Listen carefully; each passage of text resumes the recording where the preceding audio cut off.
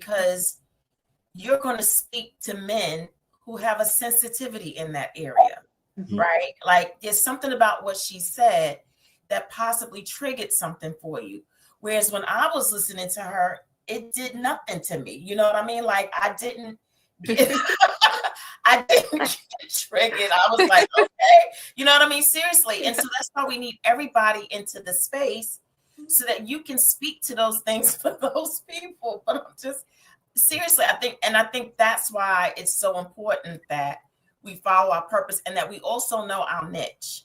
And that we also show up in our spaces as authentic as possible, because there's somebody who needs me and my directness and my experience, even though because I come into my space with the knowledge of what my trauma meant for me. And those are the people who I'm going to minister to. And that's my tribe. And that's who they're going to get me. Right. And so I can't speak to everything and everybody, and I don't want to. And so that's why we're all needed. Noted. Could not agree more. Fully noted. I appreciate y'all. I appreciate y'all for growing me in this moment. Fully noted. I understand. Did nothing to you. Did nothing to me. I didn't. That's we want you to feel supported. I feel where you're coming from. You're protective. You're protective over the community in a way that's like, that's necessary. Absolutely. That's like real dad vibes, like legit. Like that's not all of us though. Some of us are out here like, they need to hear that. And they need to be moved by it. And then they need to understand the experience they're having inside of it and what's being triggered for them so they can dig deeper. So, found myself by the end of the back and forth, I seen a couple brothers jumping in on my comment to attack her. So I had to be like, nah, bro, I'm not with that disrespect of a black woman, not on my and I ended up going back and forth. The person I'm arguing with the most was the men. So I'm like, damn, I'm starting to see y'all are triggered, man. I should have right then and there. I should have been on Felice's train right then and there. Like, damn, y'all are triggered by this. Yep, it hurts.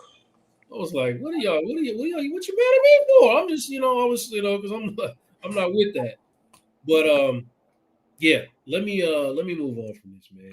Y'all got me. I feel you. Thank you, appreciate you. Always taking the healing and understanding. But I do want to talk about healthy male affection. Because that's another video. I hope you hear this one, Jeannie. I got another video I want to play y'all about healthy male affection. So let me play that, see what we got. What would happen to the way men use their bodies if they were hugged by their dads more? What difference would it have made if you experienced healthy, pure, safe male affection? Man, I would have been a different type of emotional being. Male affection is so important. I think it's binding to always be worried about, do I look manly or not? How can you truly, truly walk in love if you're consistently worried about if you look like a man? That sounds stressful. Manhood is a calling.